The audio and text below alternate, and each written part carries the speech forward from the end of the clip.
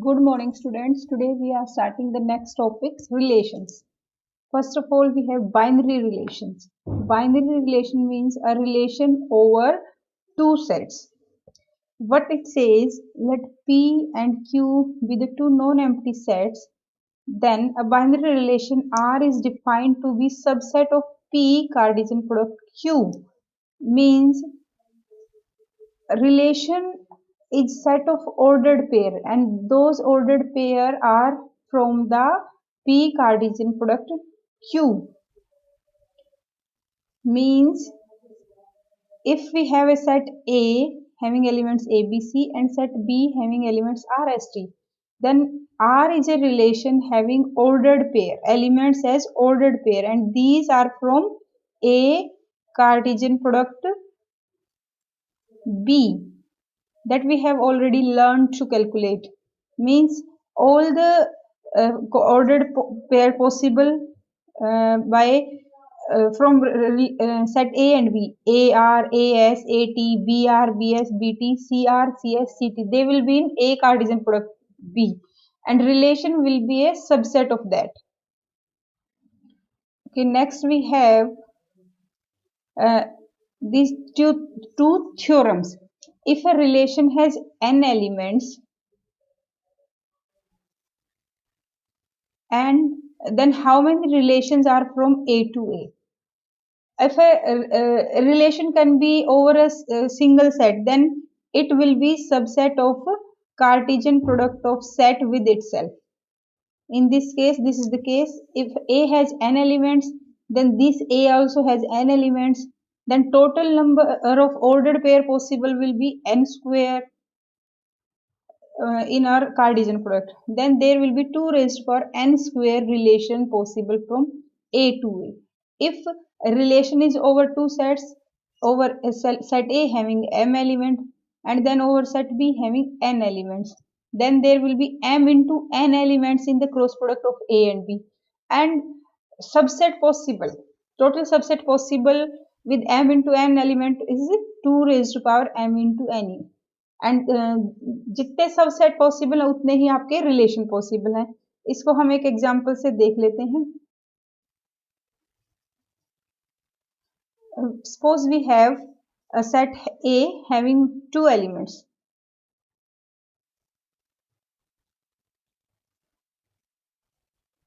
Then determine all the relation from A to A. First of all, A Cartesian product A will have four elements, that is 1 2 2 1 1 1 2 2, all the possible ordered pair. Then there will be 2 raised to power 14 subset possible from this, and that means there are 2 raised to power 2 raised to power 4, that is 16 relation possible. And what how will they will be formed? First of all, we will make a subset of every single element. They are 4. 1 2 is one relation, then 2 1 1 1 2 2 separate relation, 4 relation. Then we will make pair of 2, 2 1 1 1 1 2 2 1 1 1 2 2, this way. Then relation of 3 elements each, 1 2 2 1 1 1 1 2 1 1 2 2, this way. And then a relation of all the 4 elements, that will also be subset of this set, and last one is 5. So this way 16 relation we can form. The next topic is domain of a relation. The domain of a relation R is the set of elements in P. If our relation is over P and Q set, then domain will contain the elements of P which are related to some elements in Q in our relation, or it is the all first entries of the ordered pair. It is denoted by dom R. We'll clarify it with the help of example. Then range is set of all the elements of Q which are related to P in any manner. Means all the second entries are in range of the relation, and it is denoted by range R. So we have an example, set A and set B, and relation is over set A and B. These are the elements of the relation. Then domain is 1 1 1 2 2 2.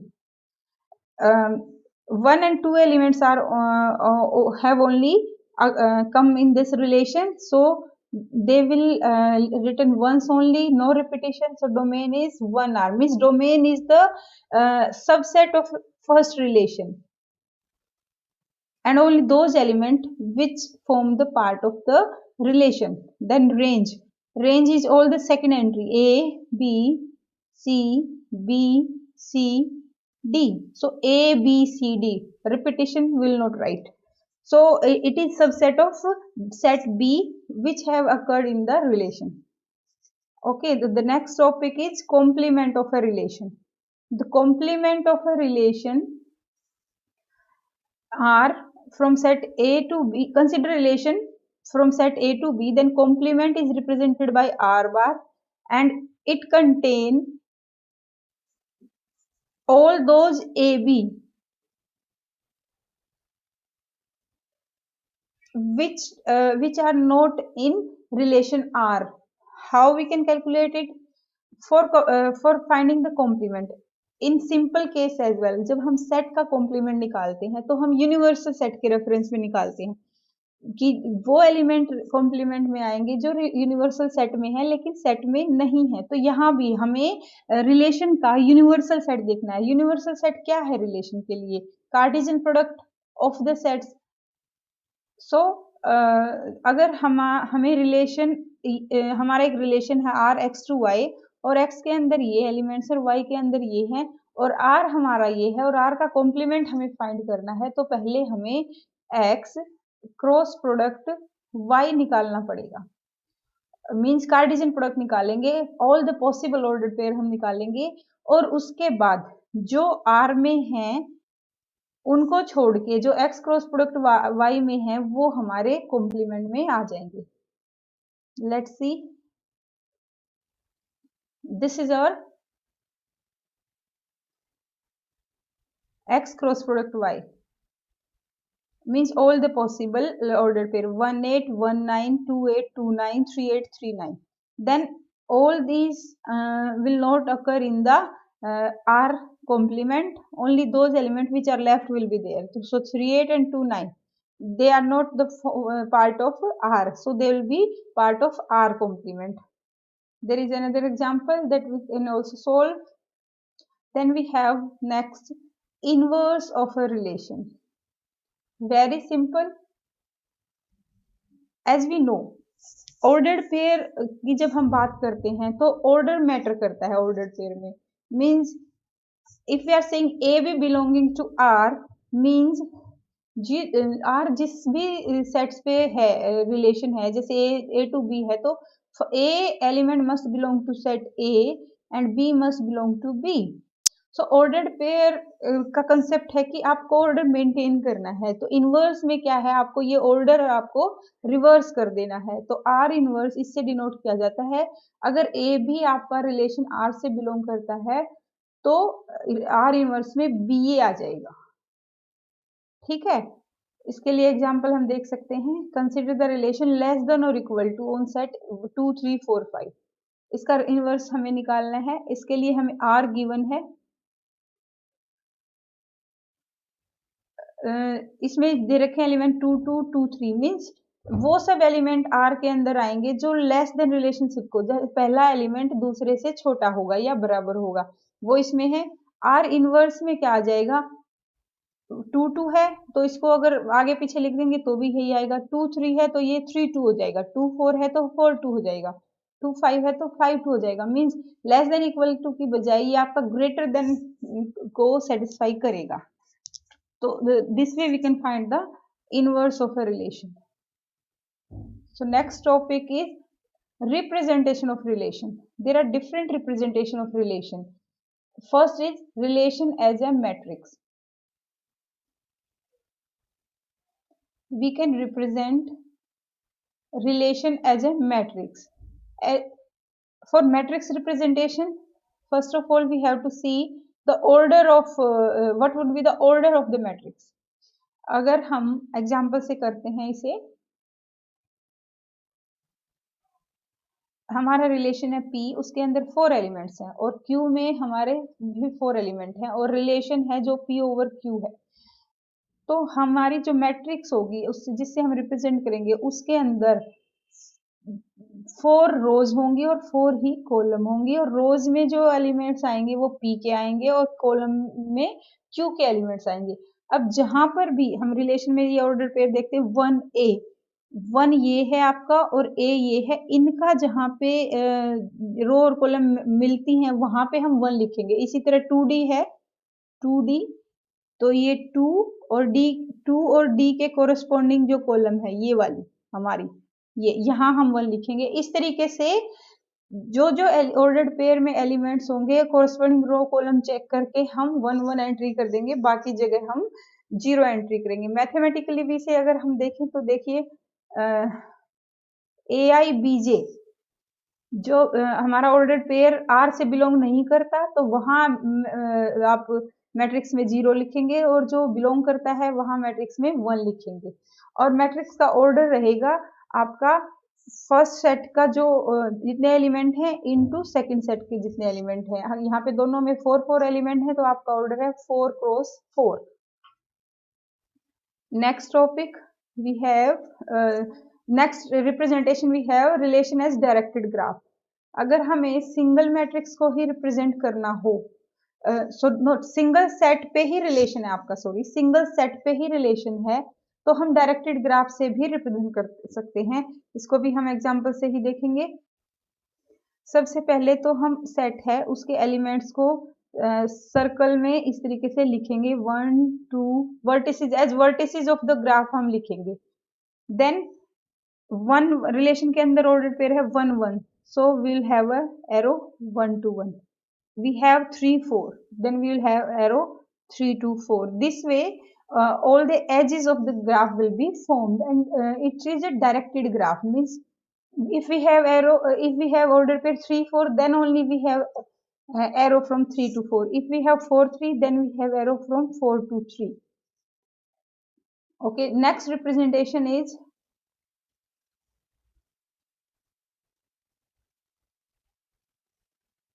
relation as an arrow diagram.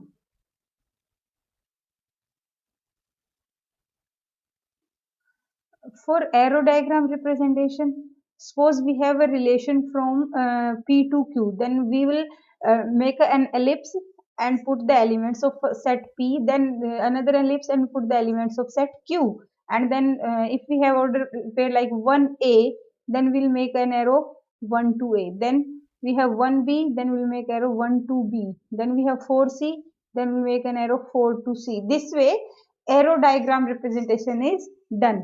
Then relation as a table, table form में भी हम कर सकते हैं। It is like matrix form only. यहाँ पे आपके पहले रिलेशन के रोज लिखेंगे आप रोज में और दूसरे रिलेशन के एलिमेंट्स को कॉलम में लिखेंगे और जहां कहीं भी जैसे आपका एलिमेंट 2Z है तो यहाँ पे आप क्रॉस लगा देंगे, आपका एलिमेंट 4K है तो यहाँ पे क्रॉस लगा देंगे, बाकी जगह को हम खाली छोड़ देंगे। ये है आपकी tabular representation. Next topic is composition of a relation. दो रिलेशन की कॉम्पोजिशन निकालनी है। वो हम कैसे निकालते हैं कि अगर एक रिलेशन है हमारा R1 जो सेट A से B पे है और R2 set B to C है, इसमें एक चीज देखिए, ये जो B है सेट वो दोनों में कॉमन होगा कॉम्पोजिशन के लिए। तो composition of R1 and R2, R1 and R2 is denoted by R1 OR2 and it is from A to C and it is defined by R1 OR2 and it will contain element AC only if AB belong to R1 and BC belong to R2, means B जो है आपका common element होगा R1 में तो वो second position पे आएगा और R2 में फर्स्ट पोजीशन पे आएगा, तो आप A और C को R कॉम्पोजिशन में लिख लेंगे। एग्जांपल से इसको करते हैं। यहाँ पे P में एलिमेंट्स हैं, P सेट है, P रिलेशन है और Q रिलेशन है। अभी हमें P और Q का कॉम्पोजिशन सेकंड पार्ट हम देखते हैं करना है। तो हम सबसे पहले कोई भी एक उठा लेते हैं। यहाँ से 2 4 है तो हमें ये देखना है कि 4 अब कहाँ पर एग्जिस्ट करता है, फर्स्ट पोजीशन पे दूसरे रिलेशन में यहाँ पे कर रहा है और यहाँ पे कर रहा है। तो अब ये देखिए 4 कॉमन जो एलिमेंट है यहाँ ये है हमारा, तो हमारे रिलेशन में 2 1 जरूर आएगा, कंपोजिशन में 2 1 आएगा। देखिए ये रहा 2 1, देन यहाँ पे हमारा ये 4 हमारा इस 4 के साथ भी कॉमन है, तो 2 2 2 और ये 2 ये भी हमारे इसमें ये पहले आ चुका है, इसलिए दोबारा से नहीं आएगा। इस तरीके से हर एक एलिमेंट P का हम उठाएंगे और उसका सेकंड एलिमेंट देखेंगे, जहां जहां Q में वो फर्स्ट एलिमेंट होगा वो हमारा रिलेशन में AC आता जाएगा 1 2। ये देखिए 1 2, sorry not this one, 1 2। This way we can find composition. One more simplified method is also there for finding the composition, and that is using the arrow diagram representation. This we'll see with the help of example. We have set X having element 4 5 6 and set Y having element A B C, then set Z. R1 is relation from X to Y and R2 is from Y to Z. See here Y set is common. That is the that is the condition for composition. Then this is arrow representation of relation R1 and this is arrow representation of relation R2. Now we have to find the composition using arrow diagram representation. We can see from here that first we have shown in arrow diagram relation R1, then from Y to Z R2, means X, Y, Z, all the sets we have represented using ellipse shape.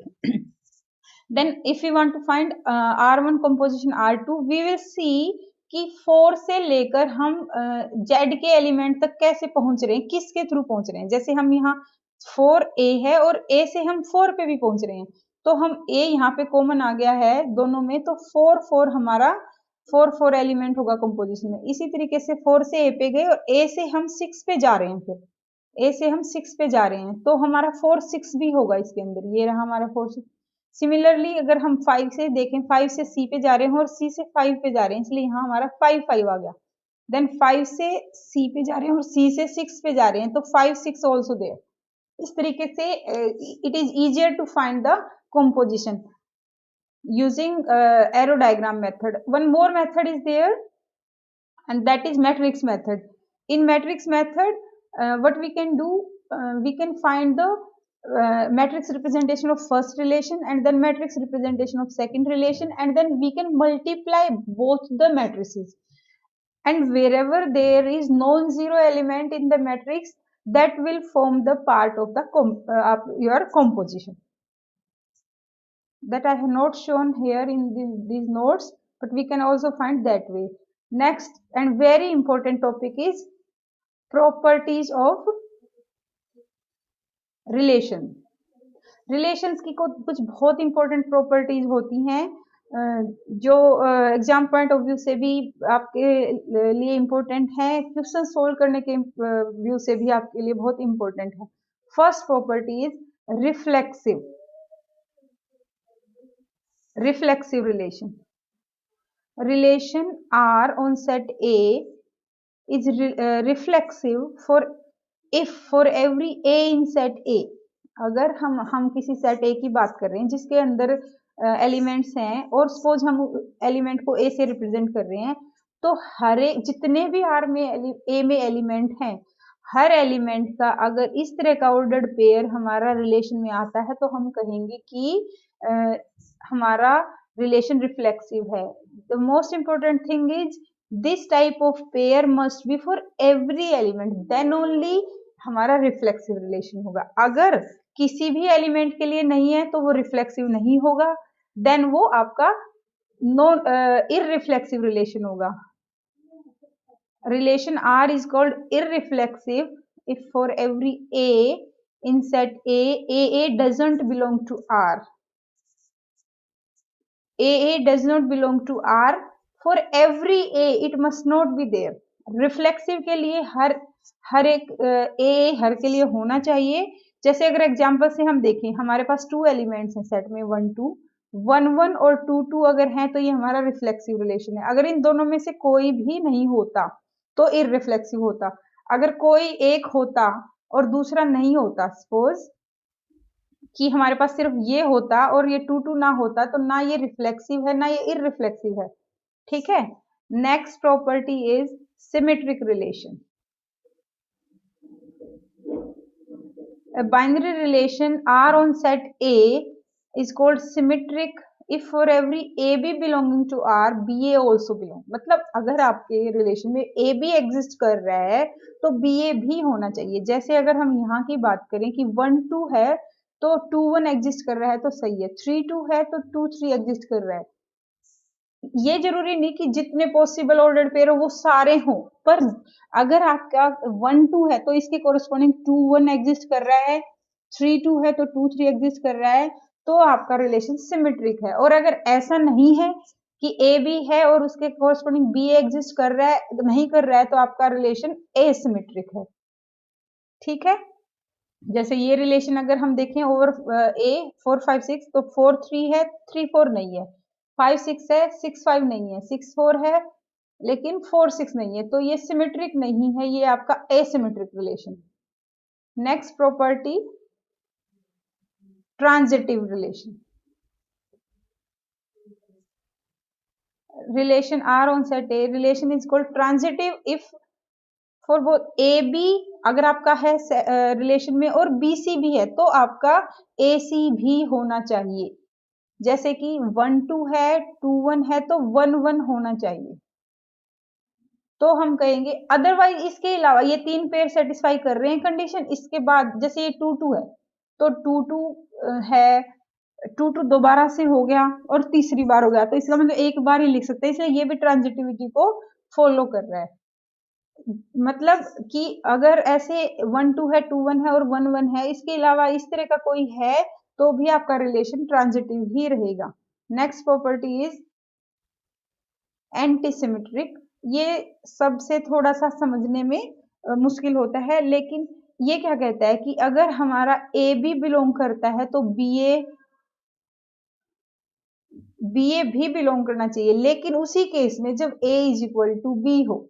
यानी कि अगर हमारा इस तरीके से 4 5 6 है तो 4 4 4 5 5 4 अगर है तो हम कहेंगे सिमेट्रिक है, लेकिन अगर 4 4 है यानी कि A B belongs to R है, ए बी 4 4 हुआ तो बी ए भी 4 4 हुआ, वो सिर्फ उसी केस के लिए है जब ए इज इक्वल टू बी हुआ। तो एस एंटी सिमेट्रिक कहता है कि 4 4 है ठीक है, 5 5 है तब भी ठीक है, पर ये नहीं कहता कि हर एक एलिमेंट के लिए ऐसा हो।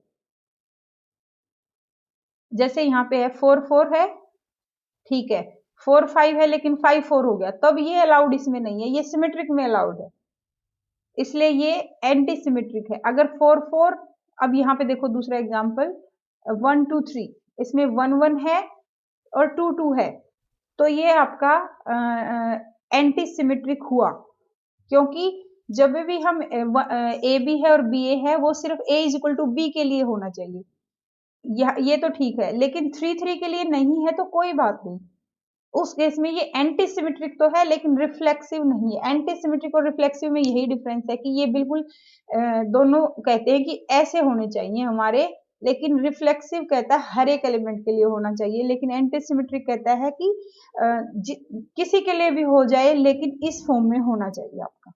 ठीक है। Now will do this with example all the properties.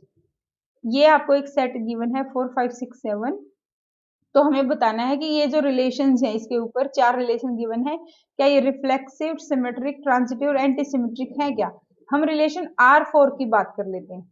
अगर R4 की बात करें तो यहाँ 4 5 है 5 4 है 7 6 है 6 7 है, लेकिन इसमें 4 4 5 5 6 6 7 7 नहीं है, तो ये रिफ्लेक्सिव नहीं है, ये सिमेट्रिक है। अब हमारे पास है 4 5 5 4 4 4 नहीं है, इसलिए ट्रांजिटिव भी नहीं है और एंटी सिमेट्रिक भी ये नहीं है। इस तरीके से एग्जाम्पल से आप वेरियस प्रॉपर्टी चेक कर सकते हैं। Next topic we have equivalence relation. एक रिलेशन इक्विवेलेंस तब होगा जब वो रिफ्लेक्सिव भी है, सिमेट्रिक भी है और ट्रांजिटिव भी है। अगर तीनों प्रॉपर्टीज को कोई रिलेशन सेटिस्फाई करता है तो हम कहेंगे कि वो आपका इक्विवेलेंस रिलेशन है। इसके लिए हमें ये है कि कोई एग्जांपल गिवन है तो उसमें तीनों प्रॉपर्टीज को चेक करना पड़ेगा। अगर तीनों प्रॉपर्टी फॉलो करता है तो हम कहेंगे कि हमारा रिलेशन इक्विवेलेंस है। जैसे यहाँ एग्जांपल में हमारे दिए 1 2 3 4 आर आपका रिलेशन है ये यहाँ तक। हमें देखना है तो सबसे पहले रिफ्लेक्सिव प्रॉपर्टी देखो 1 1 is there, 2 2 is there, 3 3 is there and 4 4 there, so it is reflexive. Then हमें देखना है सिमेट्रिक, ए बी है तो बी ए है, 1 1 है तो 1 1 है, ठीक है। 1 3 है तो हमें देखना क्या 3 1 है, ये 1 3 है 3 1 है, ये भी सही है। 2 2 इसका बी ए भी 2 2 हो गया। 2 4 है तो हमें देखना है कि 4 2 है क्या।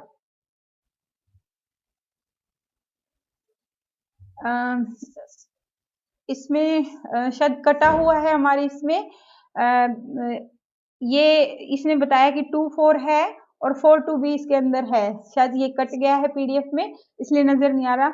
हम कंसीडर कर लेते हैं कि इसके अंदर 4 2 भी है। तो अगर इसमें 4 2 भी है तो ये आपका सिमेट्रिक भी हो जाता है क्योंकि हर केस के लिए ये आपकी कंडीशन ए बी है और बी ए भी है, फॉलो हो रही है। देन ट्रांजिटिव 1 1 1 3 1 1 1 3 तो हमारा 1 3 है, ये इस तरीके से है 3 1 1 1। तो आपका क्या बोल रहा है, R is transitive because whenever AB and BC belong to R, 3 1 belongs to R and 1 3 belongs to R, then and 3 3 belongs to R, इसलिए ये ट्रांजिटिव भी है। तो ये तीनों प्रॉपर्टीज को फॉलो कर रहा है इसलिए आपका ये इक्विवेलेंस रिलेशन हो गया। Next is your partial order relation. A relation R on set A is called partial order relation if it satisfies the following three conditions: reflexive, antisymmetric and transitive। अगर इस तरह की प्रॉपर्टी फॉलो करता है तो हमारा पार्शियल ऑर्डर रिलेशन होता है। ये भी हम एग्जांपल से चेक कर सकते हैं। This completes the topic relations. Thank you.